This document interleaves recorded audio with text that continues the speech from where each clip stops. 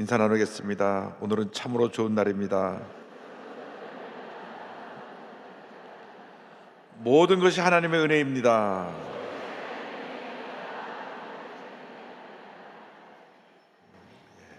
오늘 로마서 15장 16절 이하의 말씀으로 복음의 역사라는 제목을 가지고 함께 은혜를 나누기 원합니다. 사도 바울이 이방을 하는 자신의 직무에 대해서 설명하는 내용들이 오늘 말씀에 나옵니다. 사람이 한평생을 살면서 내가 무엇 때문에 살고 있는가, 내 삶의 분명한 목적을 알고 살아가는 것처럼 큰 축복이 없습니다.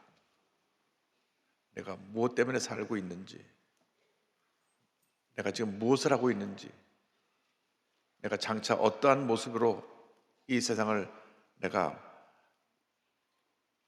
떠나게 될 것인지 늘 물어야 합니다. 나는 무엇 때문에 살고 있는가? 나는 무엇을 위해 존재하는가? 내게 준 사명이 무엇인가? 사도 바울은 예수님 만나기 전까지 야심찬 청년이었습니다. 그도 그럴 것이 좋은 가문에서 태어났어요. 한국하고 이스라엘하고 굉장히 비슷한 점이 많습니다. 우리 한국이 자꾸 족보 따지고 가문 따지고 당신은 김한복입니다 하면 무슨 김씨요? 김해 김씨 그 무슨 파요? 이렇게 족보를 따지는 것처럼 내가 베냐민 지파 사람으로서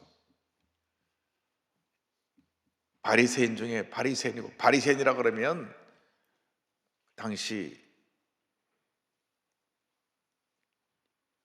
신학적 전통으로 굉장히 존중받는 위치에 있는 분들이었습니다. 왜냐하면 성경을 그대로 다 지켜 행하고 하나님 앞에서 가장 인정받는 모습이라고 생각했던 그들의 자부심이 있었기 때문에 바리새인 중에 바리새인입니다 한 말은 내가 양반 중에 양반이요, 이렇게 비슷한 거예요. 자, 우리나라에서 혈연 따지죠, 또 학연 따지죠. 어느 대학 나왔어? 내가 가말리엘 문화생이요.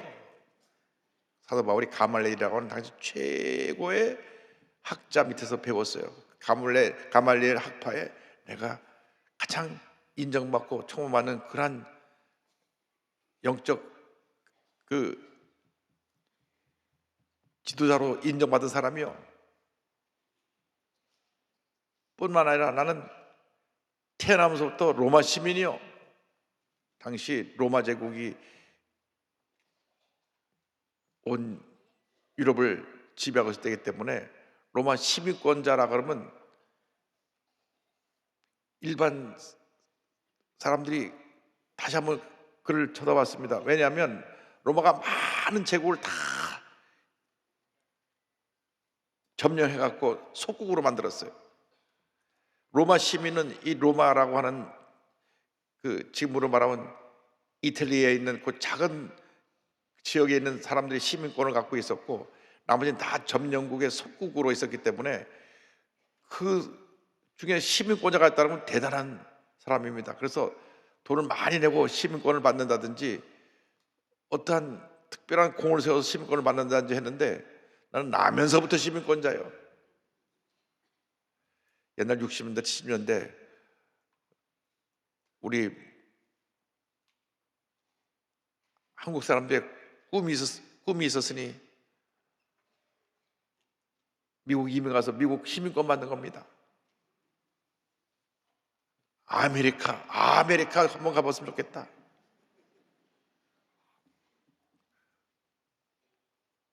왜냐면 그때 한국이 너무나 못 살았고 미국이 너무나 잘 사는 나라가 돼서 우리나라로 와서 많은 구제품을 줬거든요.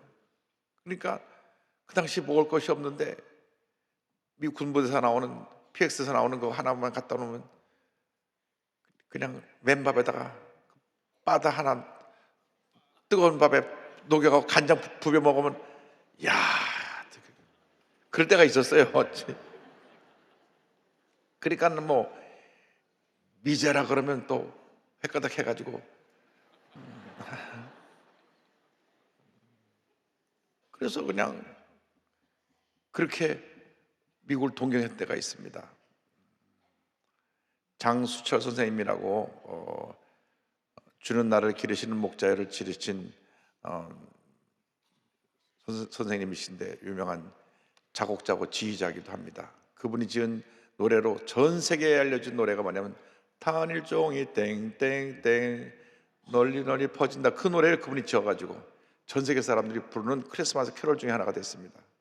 이분이 선명회라고 하는 한국 고아들만 모아가지고 참 합창 지도를 했어요. 그래가지고 선명회 합창단을 데리고 미국 전체 순회를 합니다.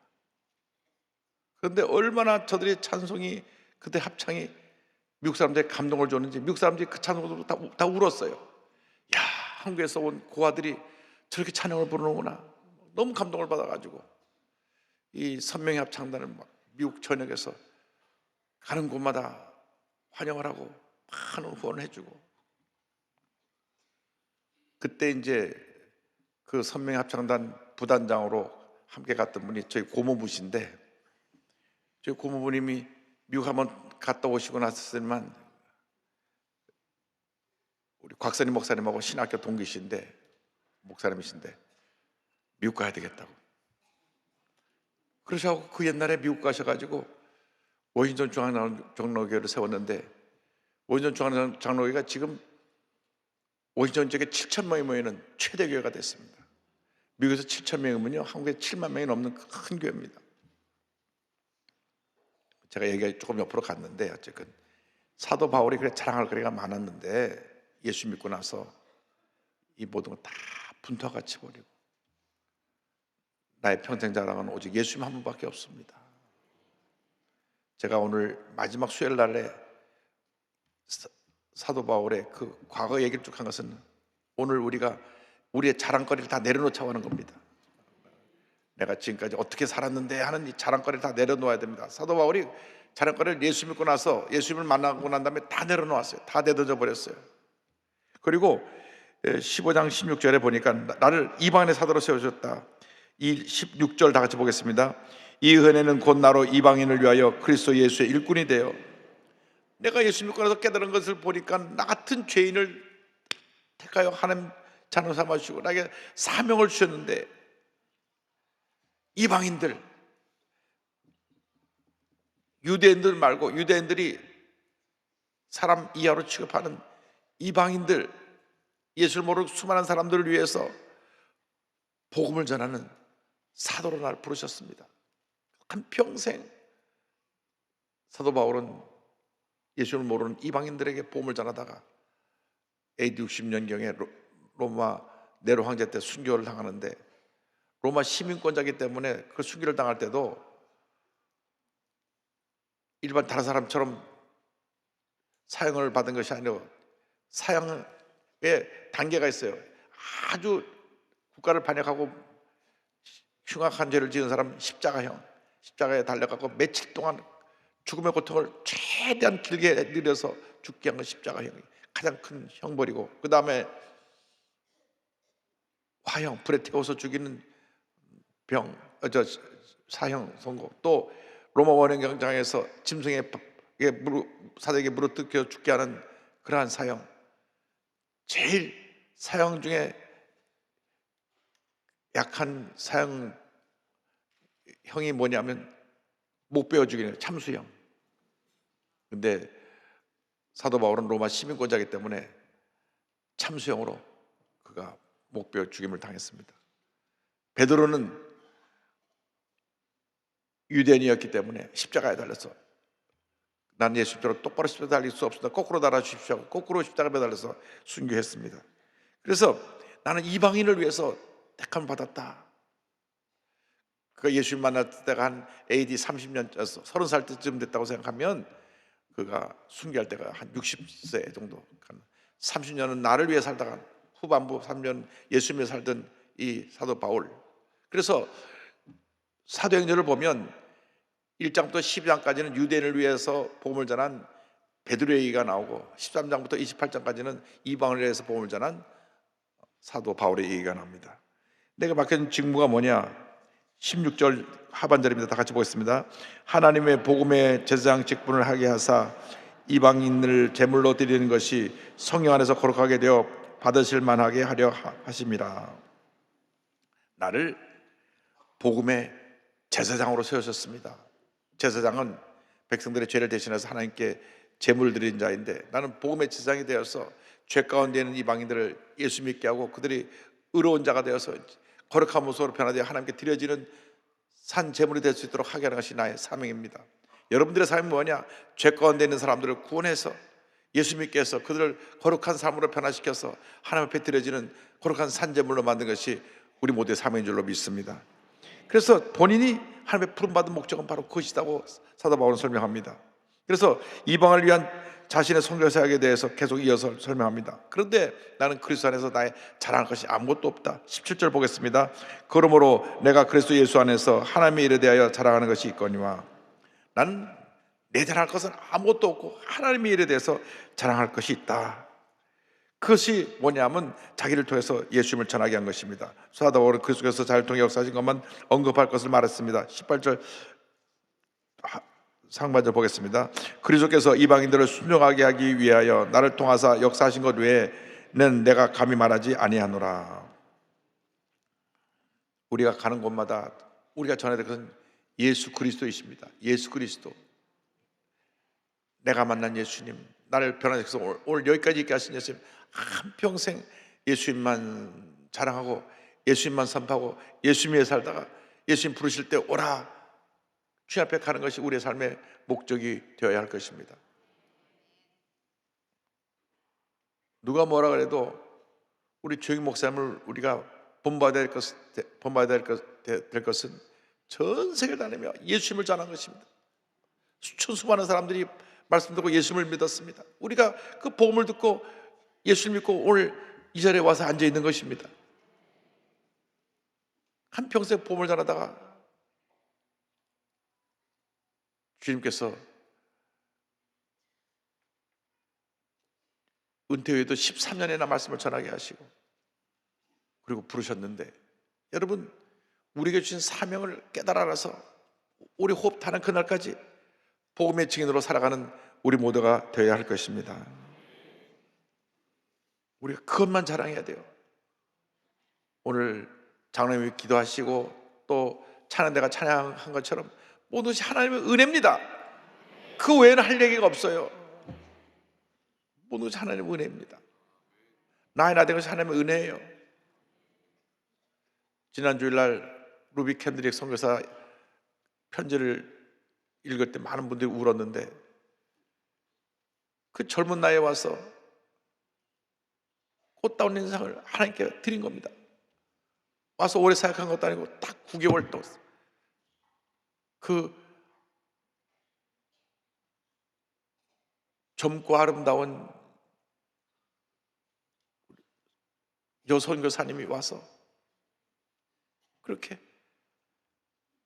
삶을 하나님께 드렸어요. 얼마나 그 귀한 삶인지. 그분 때문에 수많은 젊은이들이 너도 나도 다 한국 달려온 것입니다. 그래서 한국이 복음화된 것입니다.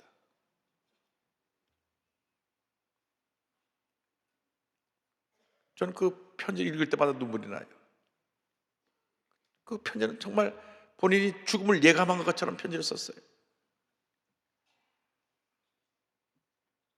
그 어머니가 한국 가지 말라고, 조선에 가면 예수 믿는 사람 다 죽인다 그러는데 하지 말라고 붙잡고 울면서 말렸는데, 한국 가서 1년도 안 돼서 딸이 죽었다고 딱 통보하니 어머니가 어떻게 했겠습니까? 참 부모님들이 믿음이 좋으신데도 본인 믿음 저항하고 딸을 그렇게 순교지에 가는 거하고는 다른 것 같아요. 가지 말라고 말리잖아요. 하나님 뜻이 이루어질지어다 기도하면서도 거긴 가지 마라. 우리 인간의 마음입니다. 아, 자기 딸이 죽음의 자리로 간다는데 누가 그 자리를 잘 가라고 내보낼 사람이 있습니까?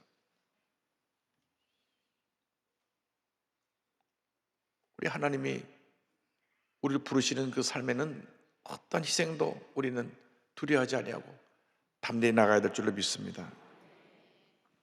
사도 바울이 이방 선교의 지역을 설명합니다. 18절 19절에요.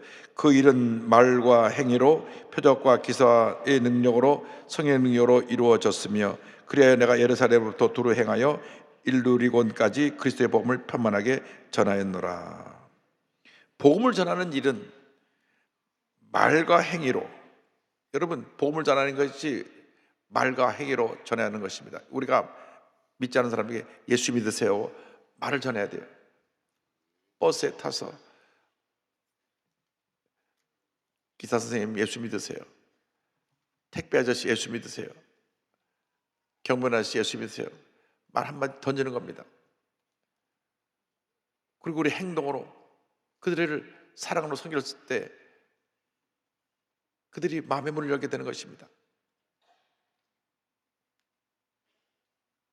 식당에 가서 우리나라는 팁 문화가 없는데 미국은 전체 금액의 20%를 팁으로 받습니다. 그러니까 사람이 몇 명이서 오면 아예 계산서에 팁이 포함되어 있어요.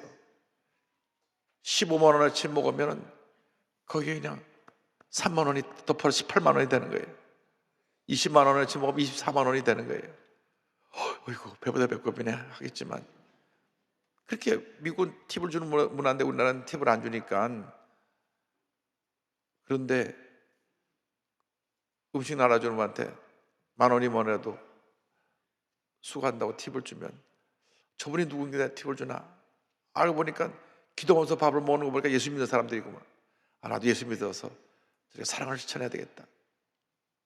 아무것도 아닌 것 같지만 여러분 집에 무거운 집을 갖다 놓고 가는 그 택배기사한테 뭐 선물이라도 주고 그러면 얼마나 감동하겠습니까? 요즘 또 나이 많은 어르신들에게 뭐 물건을 전달하는 심부름 시키시더라고요. 보면 나이 많은 어르신이 뭘 들고 오는 거예요. 그러면 그냥 보내드리기 그렇잖아요. 아이고 수고하셨다고, 그래도 차비로 쓰시라고. 그것이 우리의 따뜻한 마음입니다. 복음이 말과 행위로, 그 다음 표적과 기사와 능력으로, 성의 능력으로 이루어졌다고 하는, 나타났다고 말씀하는데, 우리가 성의 능력으로 말미암아 기도할 때 병 고치고 문제가 해결되는데, 우리의 삶이 아름다운 모습으로 복음이 전해져서 이 복음이 온 세상에 가득 차게 만들어야 될 것입니다. 예루살렘은 동남쪽 끝이고 일루리고는 이 서북쪽 끝이 지역이 돼서 이 전체 지역을 사도 바울이 3차례 선교 여행을 하면서 복음을 전했습니다. 그런데 복음을 전할 때 그리스도가 전해진 것은 복음의 터를 세우지 않는 원칙을 세웠습니다. 20절을 다 같이 보겠습니다. 또 내가 그리스도의 이름을 부르는 곳에는 복음을 전하지 않기를 힘썼노니 이는 남의 터 위에 건축하지 아니하려 함이라. 남이 가서 복음을 전해갖고 교회를 세우든지 그 지역을 이미 가서 복음의 씨앗을 뿌렸으면 굳이 그곳에 또 가서 다시 또 교회를 세우고, 그래서 먼저 믿은 사람들하고 충돌 생기는 걸 원하지 않았습니다. 그래서 원래 교회를 개척할 때에도 그 개척할 때 그 근처 근방 몇 킬로 안에는 교회가 없는 곳에 세우는 것이 원칙인데, 그 사도 바울의 이 기본 원칙도 지키지 못해가지고 한 상가 안에 2층, 3층, 4층에 다 교회가 있어요.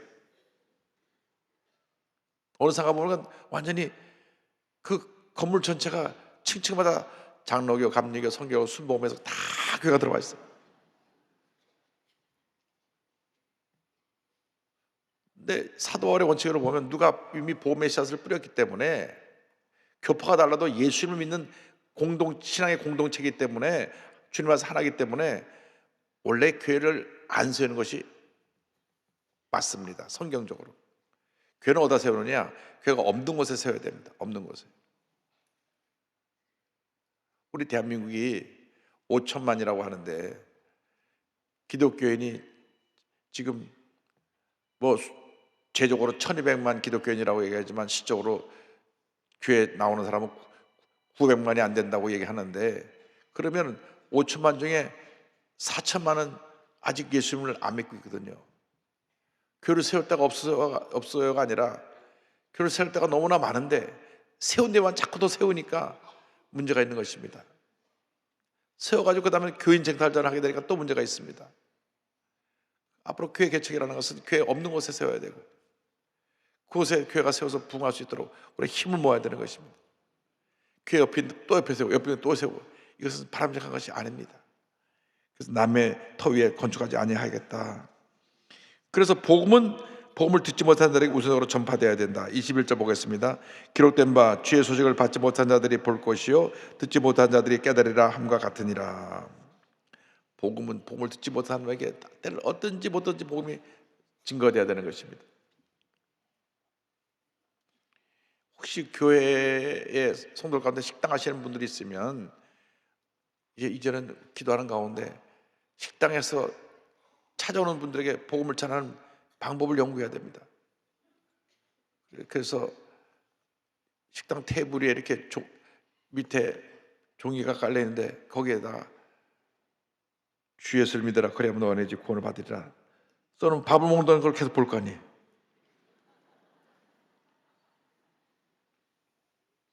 그렇다고 해서 그 집 밥이 맛있는데 그 써놨다고 안 올 사람 없잖아요. 밥 먹으러 와야죠. 먹으면서 보는 거예요. 천천히 먹는 사람 더 오래 보고, 빨리 먹는 사람 좀 덜 보겠지만 보는 겁니다. 그 젓가락을 넘는 종에도 주 예수 믿어라 그래야 너네 집 구원을 받으리라 빼면서 볼까 하면 주 예수 믿어라 그럼 너네 집 구원을 받으리라. 우리가 때려 어든지 뭐든지 복음을 전해야 됩니다. 이 말씀 이사야 50장 15절의 인용인데 그가 나라들을 놀라게 할 것이며 왕들은 그로 말미암아 그들의 입을 봉하리니 이는 그들이 아직 그들에게 전파되지 아니한 것을 볼 것이요 아직 듣지 못한 것을 깨달을 것입니다. 이 말씀인데요, 우리가 아직도 주위에 예수 믿는 사람이 너무나 많습니다. 왜 이단들은 그렇게 막 열심으로 이단의 복음을 전하는, 이단의 복음이 아니죠, 복음이 아니라 이단의 저주의 메시지를 전하는 것인데, 우리는 이단들보다 열심히 왜 못하냐 그 말입니다. 이단들은요 지금도 열심히 나가서 자기의 거짓된 그 메시지를 전하고 있습니다. 우리는 생명의 복음, 진짜 복음을 전해야 될 거 아니에요. 그들은 가짜 복음을 전하고 있잖아요. 주여 우리가 복음의 증인들이 되게 하여 주옵소서. 복음의 증인들이 되게 하여 주옵소서.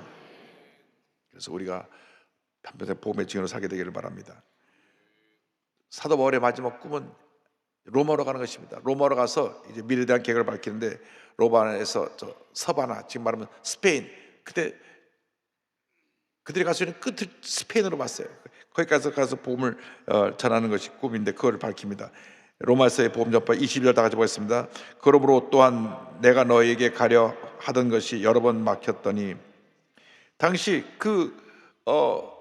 로마 제국의 수도인 로마에 가서 복음을 전하려고 몇 번이나 시도하고 했지만 그때마다 다 길이 닫혀서 문이 열리지 않아서 가지 못했습니다. 로마서 1장 15절에 이와 같은 말씀이 나옵니다. 그러므로 나도 할 수 있는 대로 로마에 있는 너에게도 복음 전하기를 원하노라. 그래서 23절을 보니까 이렇게 되어 있습니다. 다 같이요. 이제는 이 지방에 일할 곳이 없고 또 여러 해 전부터 언제든지 서바나로 갈 때 너에게 가기를 바라고 있었으니, 이 편지를 고린도에서 쓰고 있습니다. 고린도에는 이미 다 예수를 믿는 사람이 많아졌고 교회도 섰기 때문에 더 이상 이 고린도에서 내가 할 일은 없는데, 내가 이제 너희들에게 가서 이 복음을 전하기 원하고, 그리고 마지막 목적지인 서바나 스페인으로 가기를 원한다.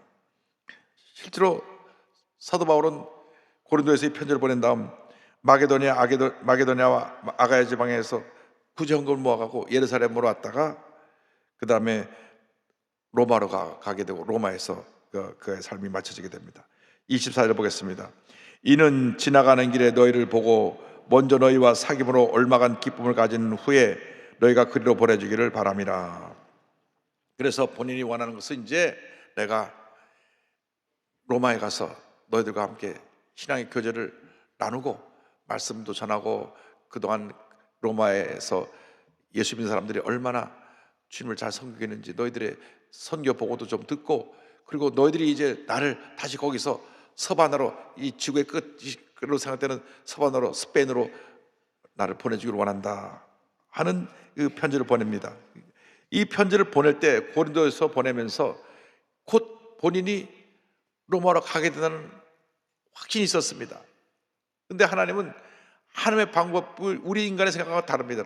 예루살렘으로 갔다가 그가 고발당해 갖고 죄수의 신분으로 붙잡혀서 로마로 가게 만들고, 로마에서 그가 순교하고 그가 이루지 못한 서바나, 스페인 그 지역에는 그 후에 사도 바울이 뿌린 씨앗에 열매가 맺어서 그 다음 사람들이 가서 서바나와 또 온 지구 끝까지 오늘날 이 대한민국까지 복음의 증거가 되어져서 전 세계 인구의 3분의 1이 예수님을 그리스도로 믿는 놀라운 은혜가 임하게 된 줄로 믿습니다. 그러나 아시아권에는 전 세계가 복음화되고 있는 중에 가장 복음화율이 낮은 것이 아시아권이고, 아시아권의 3분의 2가 아직도 예수님을, 3분의 2 이상 예수를 모르기 때문에 힘써 복음을 전해야 됩니다. 힘써 복음을 전해야 되는데 우리 대한민국이 50%는 예수를 믿어야 됩니다. 아멘 소리가 옆에밖에 안 나는데 50%는 예수를 믿어야 됩니다. 왜냐? 그래야 통일시대가 열립니다. 그래야 통일시대가 열립니다. 분명히 말씀드리는데 북한은 78년 동안 달라진 것이 하나도 없습니다. 하나도 안 달라졌습니다. 지금까지도 위대한 수령 김일성 어버이입니다. 위대한 하나님, 우리가 믿고 의지할 만군의 야훼 하나님, 우리의 구세주 예수님을 보내준 하나님을 믿어야 되는데 하나님의 자리에 김일성이 떡 있어가지고 전국 어디 나가면 하고 있는 동상 앞에서 절을 하고, 제가 얼마나 놀랐냐면요, 북한에 가면 묘향산에 김일성이 전 세계 사람들에게 다 받은 그 선물들을 빌딩을 몇 개 놓고 다 진열하는 데가 있습니다. 그 가보니까 놀란 것이, 우리가 남북이 완전히 대치돼 갖고 북한 간첩들은 붙잡으면 다 사형시킬 그 박정희 대통령 때도 선물들을 다 보내고 거기 가보니까 다 있더라고요. 그리고 빌리그람 목사님 보낸 비둘기 선물도 있고, 또 조영희 목사님 보낸 그 신약병원 할 때 보낸 선물도 거기 다 전시되어 있는데, 가다가 안내하는 분이 잠깐 다음 방에 들어가기 전에 좀 복장을 좀 잘 이렇게 정돈을 하시라고. 이제 우리 경애하는 수령님 뵈러 들어간다고. 그래가지고 다음번에 방에 탁 문 열고 탁 들어가는데요, 저 끝에 밀랍으로 만든 김일성 저 동상이 여기 있는데 키는 한 3m 정도 되고 환하게 웃게 만들어 놓고, 웃는 얼굴 모습의 뒤에는 아주 그 환한 빛으로, 그 다음에 그 밑에는 온갖 꽃과 뭐 아름다움을 해갖고 다 들어갔는데, 들어가면 압도가 되게 만들어놨어요. 그 따라들었는데 견해 하니까 그냥 얼떨떨하게 견해하게 생겼더라고. 경례 딱 사진 찍힐 테니까 앞에 사람 다 90도, 그것도 90도 딱 경례하더라고요. 경례하는데 나는 뒤에서 이렇게 서 있다가 이제 나왔는데, 그 다음에 내가 놀란 거예요. 안내하는 그 안내자가 눈물을 흘리는 거예요.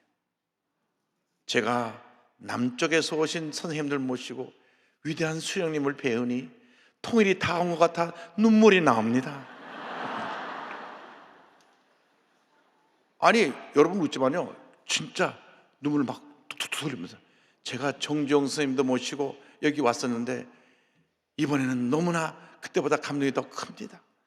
남쪽 대표단이 이거 와서 수련을 배우니 곧 통일이 이루어진 듯 합니다. 그래서 제가 이분들이 얼만큼 김일성을 신으로 섬기고 있는가 그때 배웠어요. 알게 됐는데 예수님 외에는 북한을 변화시킬 능력이 없습니다.